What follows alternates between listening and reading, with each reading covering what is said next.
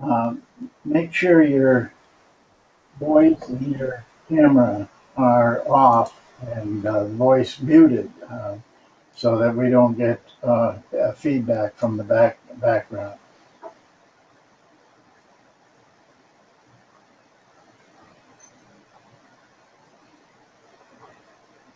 Okay, well, welcome to everybody here, and we have some new people watching, and I'm really happy for that.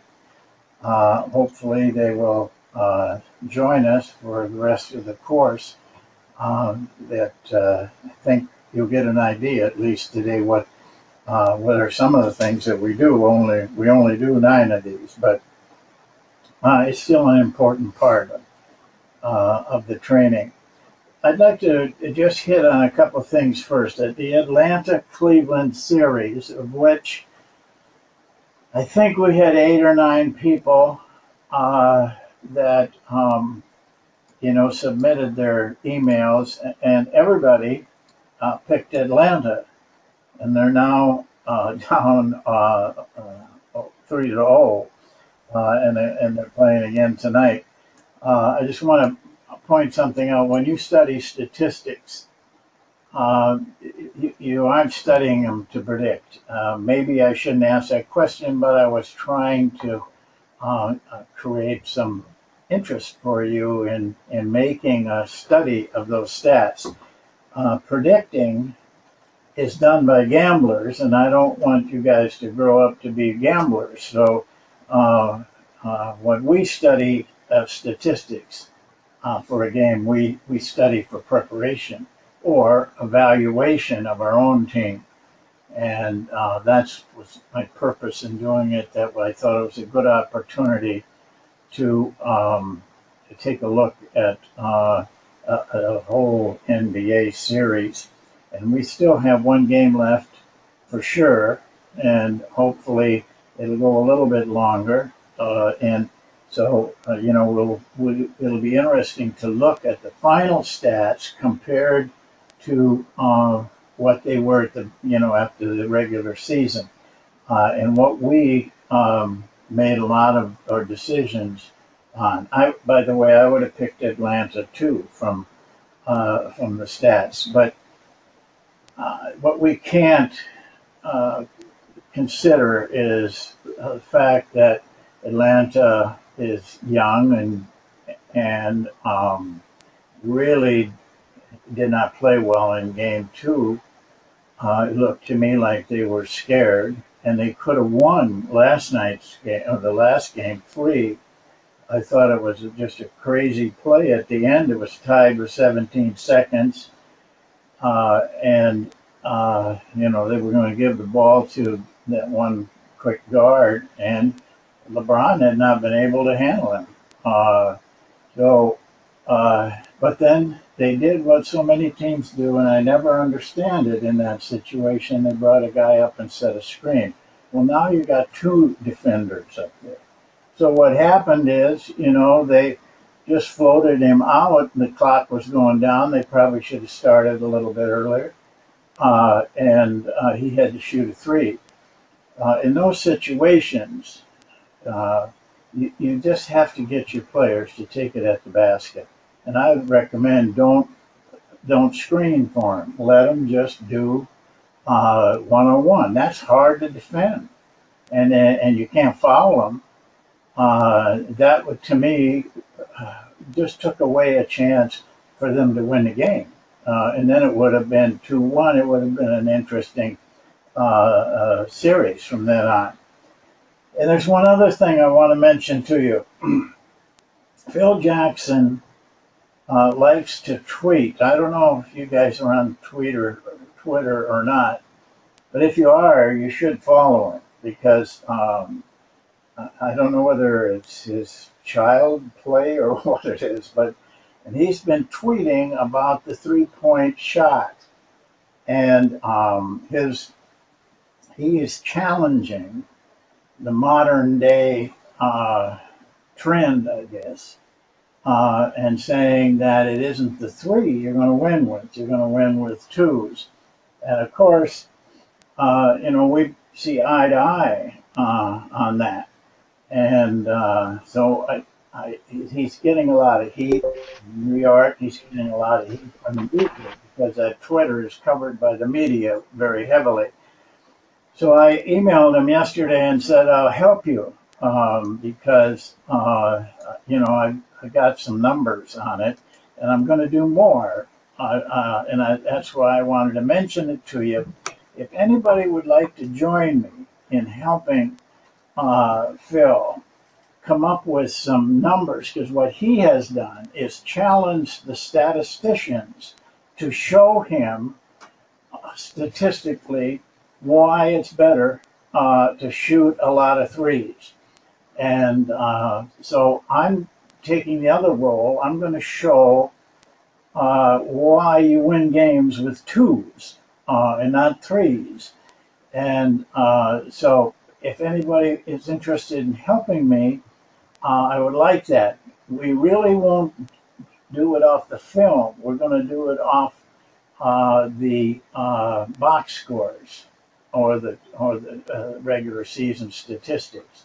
And I think it's a good exercise for all of us because there is a lot of talk about it right now. Golden State has kind of opened up a can of worms, but last night they took 40 of them. 40, I think it was 40 three-point shots and made 20, but still lost the game.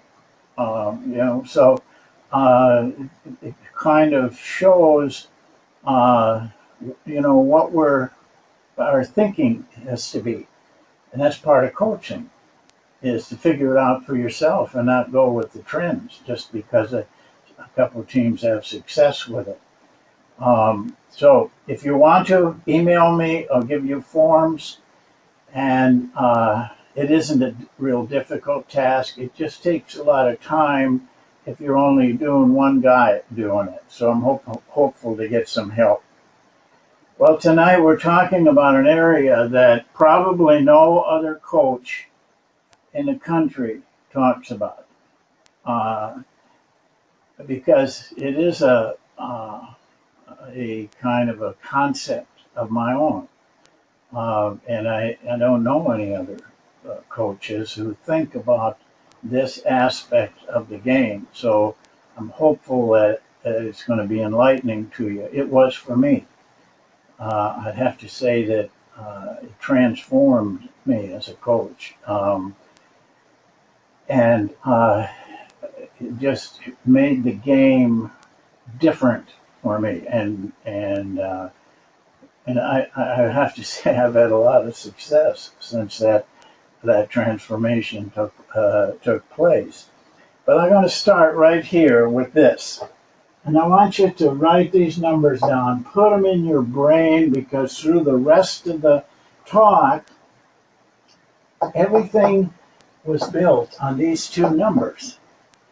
70% represents the number of points scored in a game that are done without structure.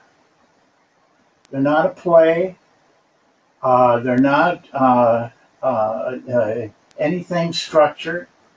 They're things that are unstructured, uncoached, really.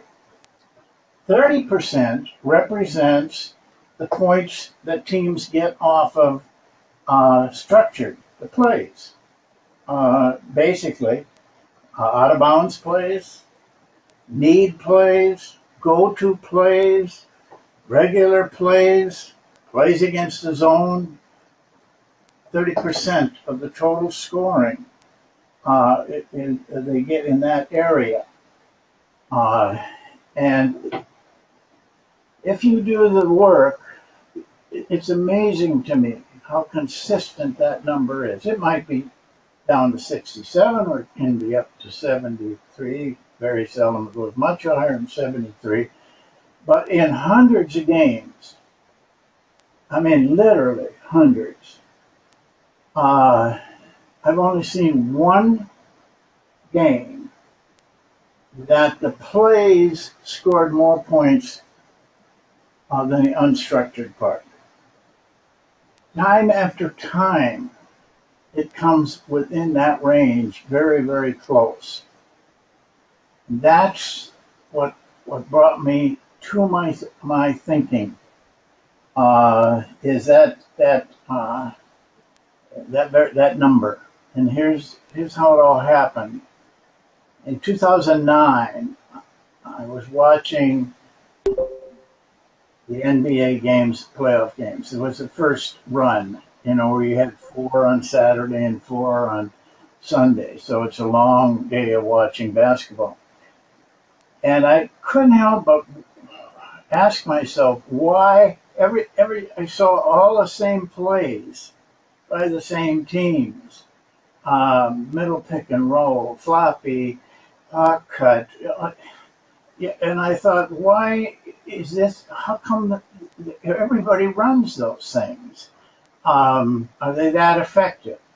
Well, after the first round Saturday, I laid in bed and thought, it bothers me. So I made up my mind that the next day, from then on through the playoffs, I was going to chart every game to find out just exactly how effective these standard plays that are run in the NBA were. Why are they running? Everybody running them. I thought there must be something here that I'm missing.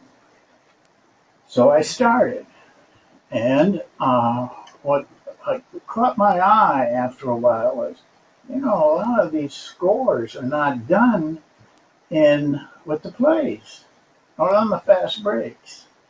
So I thought maybe I should chart that too. That's how it started. Finally, I just changed and charted that only.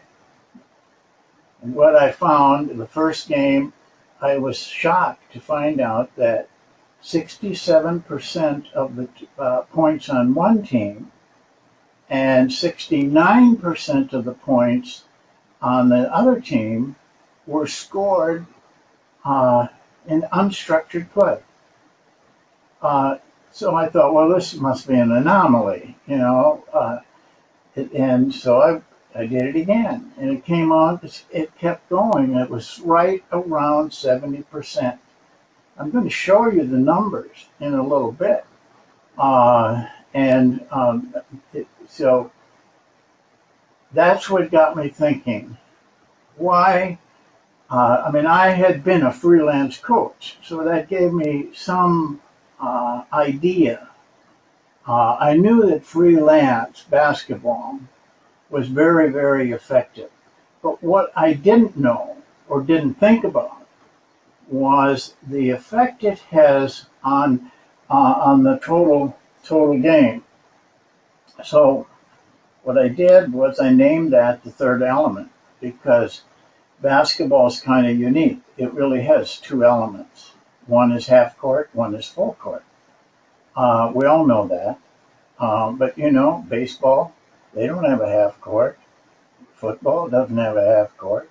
Hockey doesn't have a half court.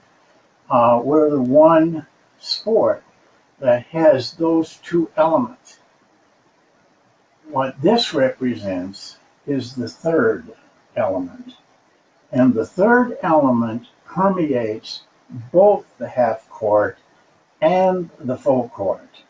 And I'll show that to you. We'll talk more about it in a little bit. But one thing I want to make clear right now is that it permeates both offense and defense. You see, because both teams are getting about the same amount of points in the third element, you have to play defense against that. And it's even tougher on the defense, because when that element takes place, usually it takes place in scramble. The teams are scrambling. And all of a sudden now the defense has to play without knowing what the opponents are going to do, because the opponents don't know what they're going to do. It puts an incredible amount of stress on the defense. And that may be one reason, maybe the whole reason, why it's so effective. why this is where the points are scored. Now, everybody knows that this happens. Plays break down, and the players go on their own. Fast break doesn't succeed, and players go on their own. Maybe they don't learn to play. Players go on their own. It's accepted. But what is the mystery is that no one does anything about it. They just accept it. And I have to admit that I did too. For some years of my career. But it didn't hit me quite as hard because we were playing freelance anyway. So we really didn't have breakdowns. And at that time in college, we didn't run plays. We just ran freelance with rules, which we will talk about. Well, the third element now, and you have to understand this, is played in spaces. They can be very small spaces. In the NBA, the average play starts with 4 seconds going on the shot clock. Most of the plays are finished in 8 seconds. So at the end of that play, you either take a shot or you have a turnover or you get fouled. But something ends it. The play doesn't get a shot. It isn't a turnover. No one gets fouled. You have 12 seconds now. Still have the ball and the opportunity to score. And it's that period of time, that little space of time, that you are called upon, your players are called upon to find a way to get the shot that they can make. That's the third element. Fast break. Most fast breaks culminate in 4 seconds. The NBA calls it a fast break if they get the shot in 6 seconds. But in reality, if you watch film and study film, it's 4 seconds. And because there isn't a guy in the NBA, there isn't a guy in college, and there isn't a guy on a high school team who can't run from the offensive end to the defensive end in less than 4 seconds. I've tried this, tested it. I think I've told some of you. I worked with a young boy, about 11 years old. I worked with him for a friend. I was helping a friend out, and that boy had some leg problems. But I tested him. He made it in 3.5 seconds, from free throw line to free throw line. Now, if that kid can do it, NBA players can do it, college players can do it, and high school players can do it. That's how much time you really have. Well, 4 seconds off the clock. No shot, no foul, no turnover. What do? They go on their own. That's the third element. That's the space. Now, they don't always have that much time at the end of a break, but most of the time they do. So those are little bitty spaces that go on both teams throughout the entire game. And I call that playing in the spaces. That's where the third element is played, is in the spaces. Now there's some limitations on those spaces. For one thing, you usually are in a position offensively that you can't set up. Your players could be any place. You don't know where they're going to be. That's part of playing in the spaces. And your defense doesn't know anymore because they're just as scrambled because the offense is out of whack. So now all of a sudden, they're called upon to play probably somebody who they weren't even assigned to. They could be playing a 6'2" guard against a 6'8" center. Um, this is what we call scramble, and that you don't have any opportunity to get set in those situations. So you have to go on your own. And I'm going to tell you the three key positions, the three types of spaces that are most prominent throughout the game. One is transition. I have to define transition for you. Transition can only occur after a fast break. You fast break, very seldom do you get a shot on a fast break. You get it down there in a hurry, but you very seldom get a shot unless it's a breakaway, a long pass to a player that was leaking out. Then it happens pretty quick. But most of the time now you're stuck with what are you going to do at the end of the break, and that's called in our vocabulary transition, and it's a major part of playing offense and playing defense, because you see the defense is just getting there and they're not settled unless the team settles, which I see teams do. I don't understand it, but they get it down there, they don't get anything, they bring it out, set up, now the defense is set. But in that period of 4 seconds to 7 or 8 seconds, the defense is not set. They may be down there, but they're not set. And they are vulnerable to the attack. That's one of them.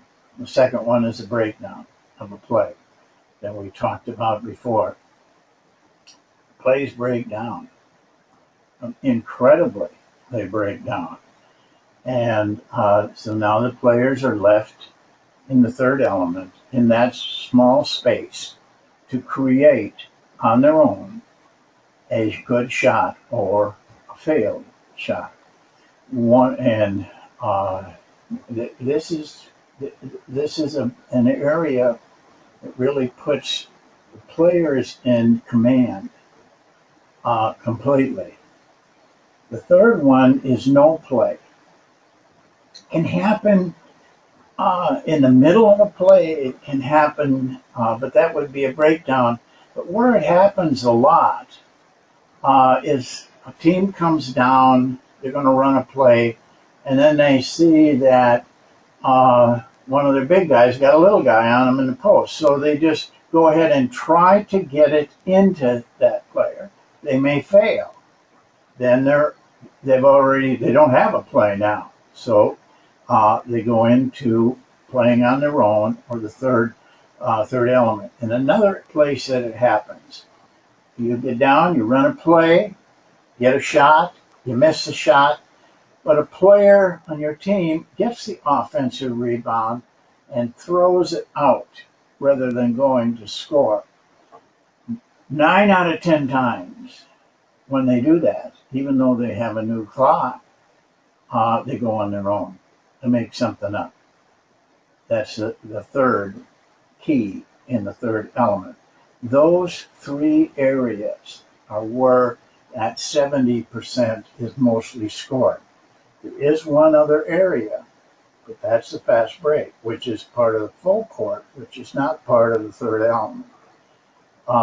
And they are included in there because it's unstructured. So I had to include them. Now, what I'd like to do now is show you the chart that I was talking about. You want to put it up on there?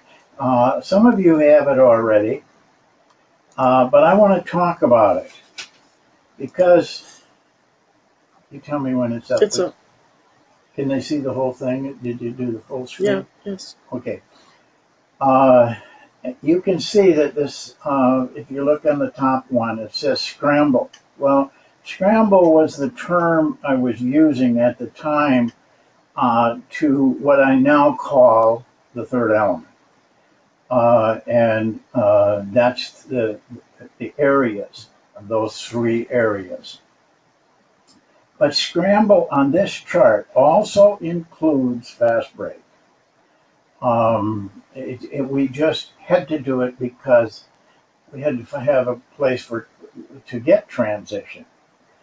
But I'll draw your attention to, this was in 2009. This is the study I was talking to you about. And this was the playoffs in 2009. So we had 13 games in the regular season and 10 games in the playoffs. And that's where we came up with the total information. So just a few key areas I'd like to make sure that you see. Those of you who have done OER and DER will recognize this. In Scramble, the third element, their OER was 0.88. On their set plays, it was 0.53. Now that's a difference of 0.35. And in our OER, DER studies, that's a lot. I mean, we think it's something if you're 0.08 difference that you're going to, and if you have that for the season, you're going to win a lot of games. But this is dynamic. The difference between what you do in Scramble and what you do in sets. And then if we look at the shooting percentage, field goal percentage, and that includes the threes, very close, very close. But on the right side is the percent of the points scored in Scramble, 1,627 points. The percentage of that of the total points scored. In other words, this included free throws. This number did not include free throws. The number of points scored in those 25 games in Scramble was in the game was 2,254 points. So 72% of the points scored in those 25 games was scored in Scramble. That's how close it is. I mean, it doesn't hardly vary. Now, if you move down to sets, only 27 points in those 23 games was scored in sets. Even though the shooting was not much different, but the difference was those sets were turning into breakdowns, and the breakdowns are up and under Scramble.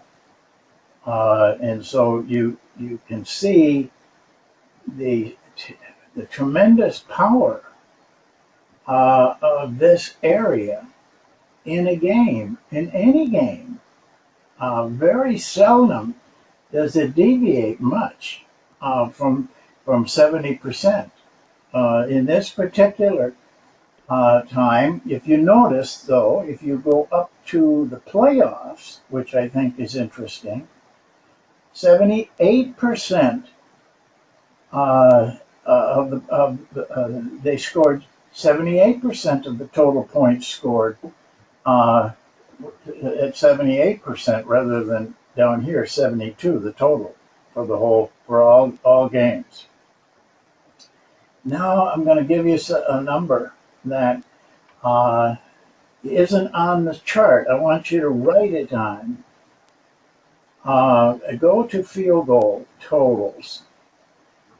This is a telling area. 1,287 field goal attempts in Scramble.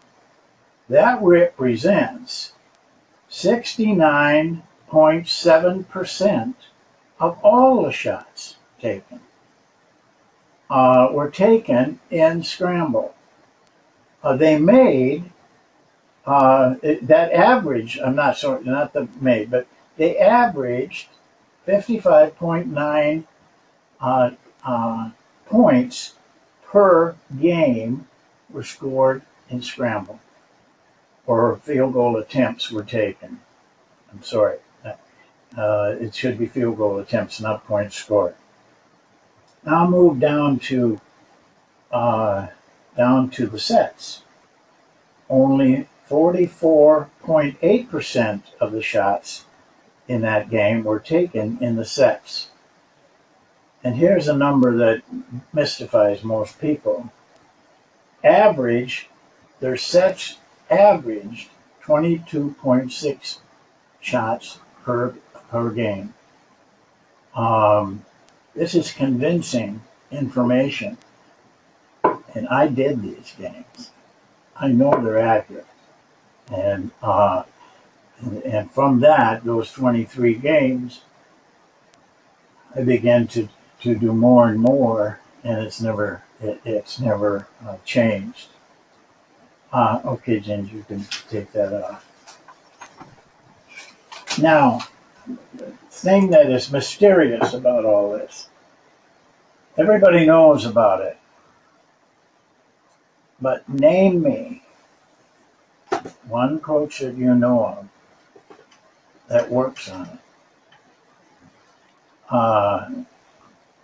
Nobody does. All coaches, I'm going to just venture a guess that 90% of the time they spend on offense is on the plays. They're spending 90% or even maybe higher. Could be 100% with some coaches. Most coaches are spent on what contributes 30% of their scoring.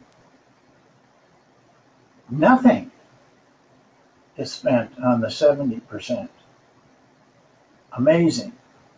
Nothing is spent on it.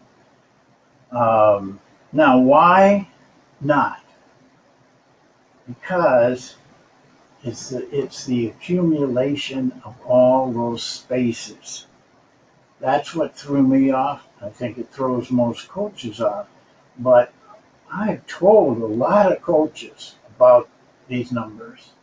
NBA guys, college guys, but they still don't change. They still go out and practice plays a lot. I'm not against practicing plays. I would rather see them plays get much better, but they're not very good right now.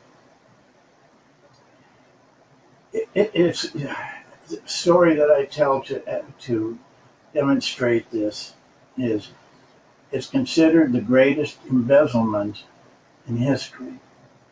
Man works at a brick factory. Every day, his wife fixes his lunch pail, puts an apple and a sandwich in there. He goes to work, eats the sandwich at noon, eats the apple, and puts a brick back in the lunchbox and walks it out. Works there for 25 years, and every day he took a brick home. No one cared. What's one brick? They're making hundreds and thousands of them. They got a whole warehouse full of those bricks. Who cares? He took one out.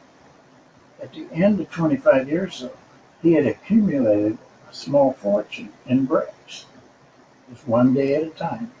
And that's what's happening with the spaces. 5 seconds here, 12 seconds here the next time down, 3 seconds here, 18 seconds here. No one paid any attention to it. Because so what? You know, it isn't that big a thing. Look at those plays. We got to run those plays. We got to run you got to play defense against those plays. They just never realized the accumulation that takes place in a game. It's a hidden area, and I'm here to tell you today, this hidden area is your opportunity to excel. I am so confident of this that I would coach any team And I would almost guarantee you we will win. I don't care about the personnel. I don't care about injuries. I don't care about any of that. We will win because nobody else is doing that. I went to China. My mandate was to develop a training method for coaches that would help Chinese coaches develop players that could play in the NBA. We were a sports school, but when we got started was pretty late. We did not get the best players. We really got the players who couldn't get into those other sports schools. They weren't chosen, and so we had 81 or 82 players.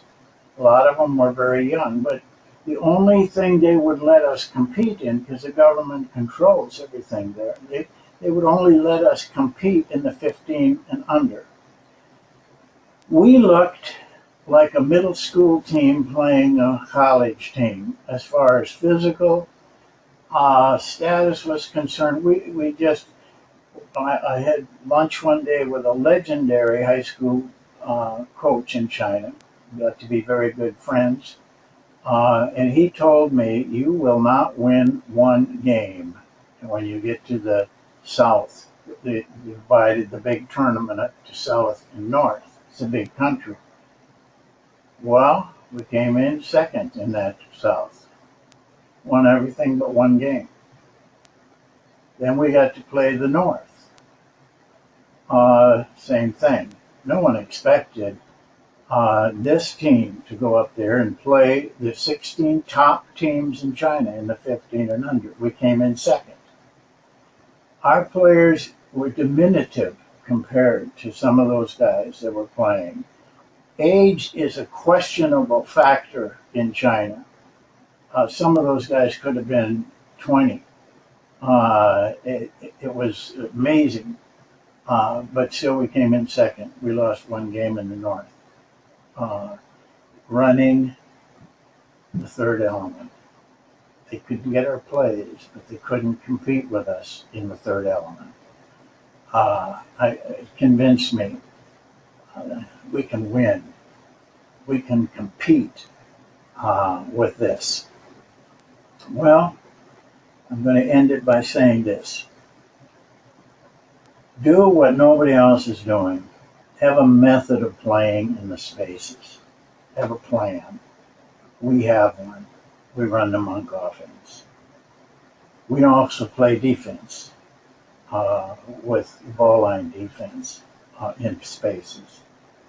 Both of them are by rule, not by direction, but by rule. So now the players have the freedom, by following the rules, which are simple, to do things that they see at the time as being right. They make mistakes, of course, but in the long run, you've given them a freedom that very few players get. And if you practice with them and you repeat things with them, then they get pretty good at making very good decisions. They will run what looks like plays you could not make up. I couldn't. I mean, I see some things that happen on a floor just amaze me. I don't know where they came up with it, but we could never do it again. It's there for a second or two, and then it's gone and never to be done again. It's an amazing feeling to coach that. You have to attack in those, if they're on offense, in those spaces, because the defense is scrambled.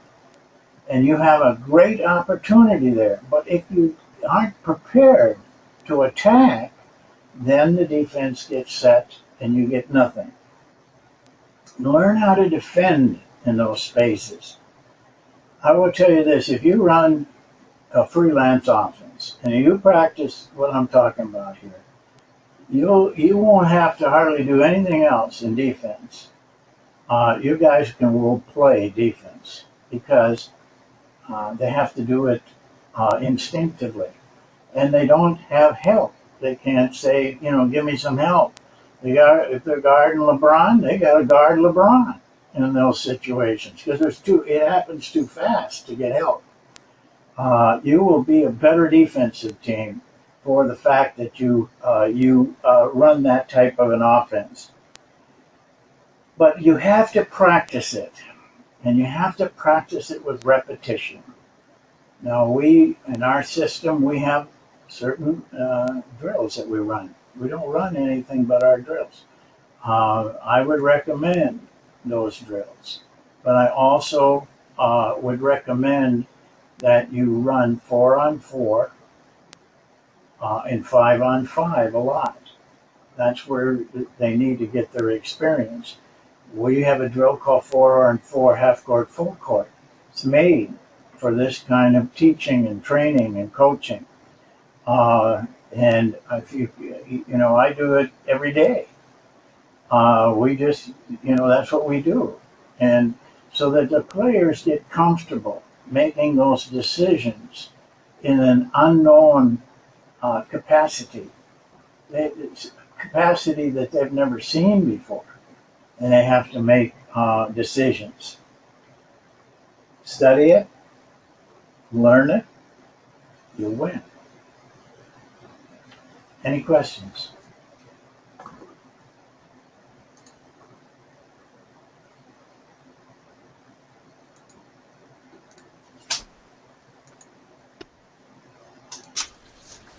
This is off due. Yeah. Okay. You have this on that screen. Yeah. Well, I know. I just. Who's got that? Could you come in there?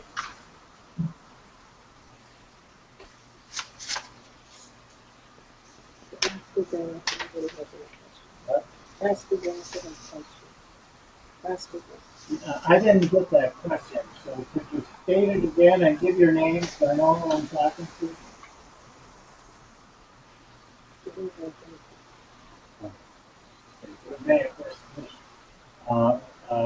What did you?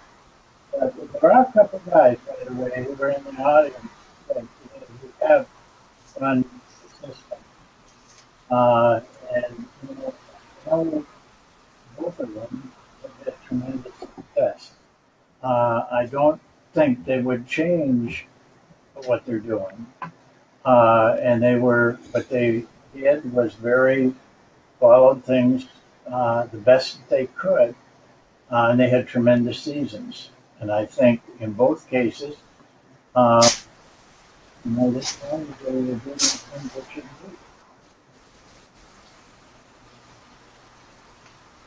No?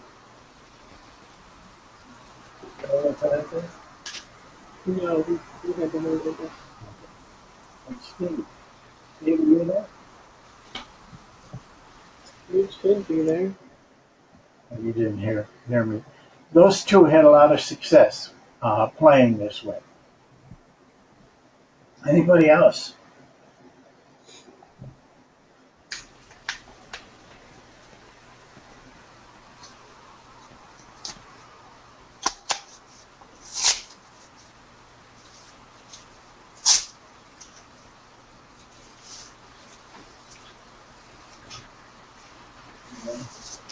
Well, thank you for being here, and I hope as always we gave you something that will help you through it. So we'll see you next time in 2 weeks.